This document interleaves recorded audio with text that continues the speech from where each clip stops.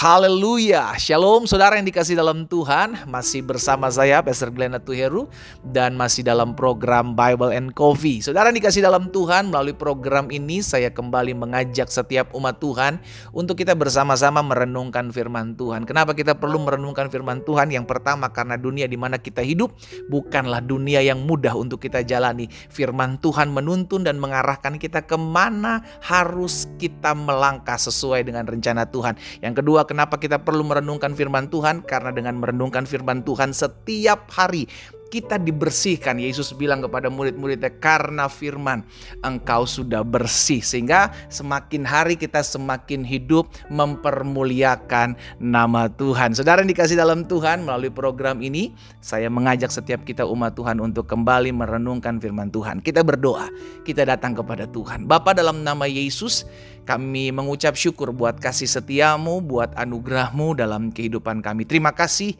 kalau kami boleh ada di hari ini dengan tidak kekurangan suatu apapun. Kami rindu untuk merenungkan sebagian daripada firman-Mu. Roh Kudus urapi kami dengan roh hikmat dan wahyu sehingga kami mengerti akan kebenaran. Dan biarlah kebenaran ini yang memerdekakan hidup kami. Di dalam nama Tuhan Yesus kami berdoa. Haleluya. Amin, amin. Puji Tuhan. Nah, saudara yang dikasih dalam Tuhan, ada satu perkataan Ayub yang akan kita lihat sama-sama sebagai perenungan firman Tuhan di hari ini. Dalam Ayub pasalnya yang kelima, ayat 8 dan ayat yang ke-9. Ayub pasal 5 ayat 8 dan 9. Firman Tuhan katakan begini, tetapi aku akan mencari Allah, dan kepada Allah aku akan mengadukan perkaraku. Ayub tahu betul dalam kehidupannya ada begitu banyak perkara, ada begitu banyak pergumulan yang perlu diadukan kepada Tuhan. Ya kan, itu sebabnya Alkitab mengajarkan kepada setiap kita, bawalah segala kekhawatiranmu kepada Tuhan. Sebab Tuhan yang memelihara hidupmu, ya. Tetapi aku akan mencari Allah, dan kepada Allah aku akan mengadukan perkaraku. Ayat 9. Kenapa kita mengadukan perkara kita kepada Tuhan? Karena Ia, ayat 9 katakan, melakukan perbuatan-perbuatan besar yang tidak terduga. Jadi kita tahu bersama karya Tuhan, pekerjaan Tuhan, jawaban doa kepada kita itu tidak pernah terduga. Iya kan, jalan-jalan Tuhan tidak pernah terduga. Tetapi kita mau percaya, katakan selanjutnya, serta keajaiban-keajaiban yang tak terbilang banyaknya. Saudara yang dikasih dalam Tuhan, dari perenungan hari ini dalam Ayub pasal 5 ayat 8 dan 9 ini kita diingatkan bahwa kita perlu mencari Allah. Sama-sama bilang sama saya perlu mencari Allah. Kenapa kita perlu mencari Allah? Karena kita tahu hidup ini tidak mudah.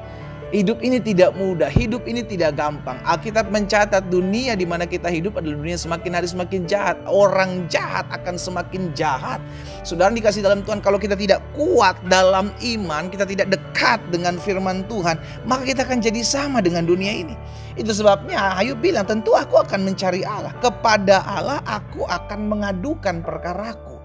Jadi belajar untuk menjadi orang-orang yang suka mengadu gitu loh kepada Tuhan.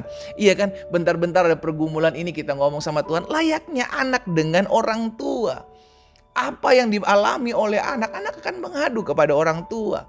Apa yang kita hadapi, apa yang kita gumuli, ayo mengadu kepada Tuhan. Memang ada orang-orang yang berkata, tapi pendeta saya udah mengadu kepada Tuhan, tapi Tuhan belum jawab doa saya sampai hari ini. Saudara yang dikasih dalam Tuhan, kita perlu menyadari waktu Tuhan, Kairos Tuhan itu tepat. Bukan sesuai dengan apa yang kita mau, tetapi sesuai dengan apa yang Tuhan mau. Itulah sebabnya Tuhan melatih kita dalam waktunya untuk tetap sabar, untuk tetap setia, untuk tetap terus mencari Tuhan. Tetapi bagian kita sebagai anak-anak Tuhan adalah mengadu kepada Tuhan. Mengadu kepada Tuhan setiap perkara-perkara kita. Kenapa kita perlu mengadu kepada Tuhan? Jelas, karena firman Tuhan hari ini diingatkan, Ialah yang melakukan perbuatan-perbuatan yang besar dan yang tidak terduga, serta keajaiban-keajaiban yang tak terbilang banyaknya. Engkau mungkin bisa mengadu kepada sahabatmu yang mungkin punya kenalan orang dalam. Engkau mungkin bisa mengadu kepada keluargamu yang mungkin punya kedudukan jabatan yang bisa berpengaruh. Tetapi sorry, saudara yang dikasih dalam Tuhan, mereka tidak bisa buat keajaiban-keajaiban. Mereka tidak bisa buat perbuatan-perbuatan besar. Karena manusia ada batasnya. Itu sebabnya kenapa Alkitab katakan terkutuklah orang yang mengandalkan dirinya kepada manusia. Tetapi diberkatilah mereka yang menaruh harapannya kepada Tuhan.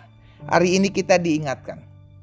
Ayo, kalau kita mau lihat perkara-perkara dahsyat, kita mau lihat perkara-perkara ajaib, kita mau lihat perbuatan-perbuatan yang besar yang tidak terduga, adukanlah perkaramu kepada Tuhan. Adukanlah suamimu, Bu. Adukan istrimu, Pak. Adukan anak-anakmu yang keras kepala. Adukan kesehatanmu kepada Tuhan. Mengadulah kepada Tuhan, karena Dia Allah yang menciptakan telinga. Masakan Dia tidak mendengar setiap aduan-aduan kita? Di dalam Mazmur 121 ayat 1 dan 2, pemazmur bilang begini, aku melayangkan mataku ke gunung-gunung. Dari manakah akan datang pertolonganku? Pertolonganku ialah dari Tuhan yang menjadikan langit dan bumi. Kita tahu kok, kita punya Tuhan yang menciptakan alam semesta. Kita punya Tuhan yang sanggup mengubahkan apa yang susah menjadi mudah. Apa yang membuat kita menderita susah. Melihat pergumulan Tuhan terjadi kok. Pembebasan, kelepasan dalam kehidupan kita. Kita melihat bahwa Tuhan kita adalah Tuhan yang mengadakan dari apa yang tidak ada menjadi ada. Itu sebabnya tidak terlalu sulit untuk Tuhan menyelesaikan masalah kita. Sekarang jadi pertanyaan, kita mau nggak mengadu kepada Tuhan? Kita mau nggak berseru kepada Tuhan?